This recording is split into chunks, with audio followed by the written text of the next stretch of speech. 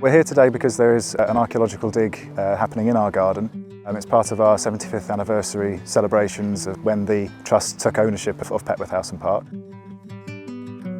The house is first mentioned in the Domesday Book in 1088, although it's not the house itself, it's Petworth itself is named. The park is then mentioned in the 1500s, but the house obviously exists through this time period in different guises. So the gardens that we're stood in now, they start as George London with his designs working on top of a layer before, which was included a section called the Bircham Walks, which is the area off towards where the dig is going to be happening. George London's garden lasted up until Capability Brown was invited to the site, at which point a lot of the London gardens, which were situated in front of the mansion, were then destroyed and re-landscaped, and the gardens were moved to the two wings of the house to the north and the south.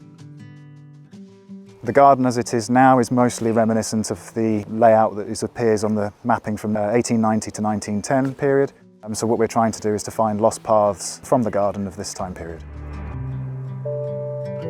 This particular excavation looking for this path is because the temple in the garden is supposed to have a half-moon shaped path that comes around the temple and then goes down to another path called the lower path, which would improve the sort of connectivity of different areas of the garden, but also to build in a bit more of the historic character of the garden again. That's why we're looking to do this excavation, to find out about the path and its construction, and then we would hope to do a reinstatement of the path in future years. We're taking the opportunity to work with Chichester and District Archaeological Society to try and unpick some of the various phases of activity that have been seen in the pleasure grounds at Petworth. Various landowners and homeowners at Petworth have left their marks over the years, and we do have some of that knowledge in terms of maps and written sources, but archaeology gives us the opportunity to really peek beneath the soil and tangibly touch some of the objects left behind by previous activities in the park and use them to engage with our members and visitors to tell the story of Petworth. The place is practically my home, and I've always been interested in history, and especially local history, and the history of this place just suits me down to the ground.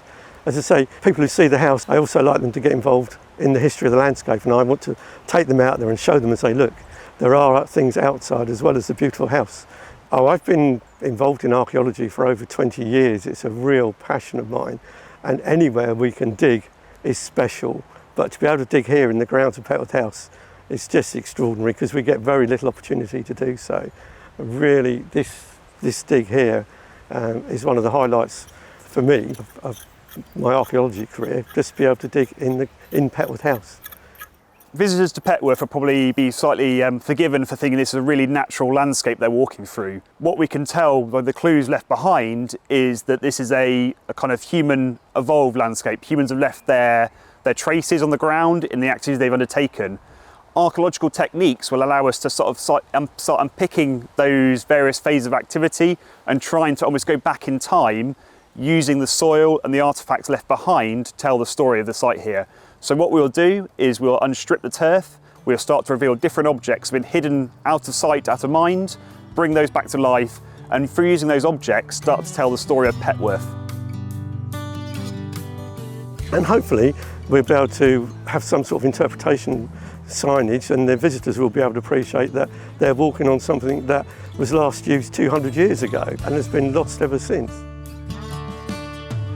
But the objects could be kind of bits of pottery, broken pottery, or bits of old coins, normally stuff that's been broken up and abandoned, almost like rubbish. But actually today what we're looking for at Petworth is hidden paths. We know from maps and looking at the map progression that at different points there's been different path networks through this kind of landscape, and we've used geophysics to actually peek beneath the ground without digging any holes, and they've showed us up these ghost pathways underneath the ground. And what we're going to do today is use those construction methods, the bits of stone or the bits of brick, and maybe the bits of pottery or coins been dropped at the same time, to actually kind of start understanding the phase of those paths, and actually whether we can maybe reinstate some of those paths to enrich the journeys of our visitors and members around the site today.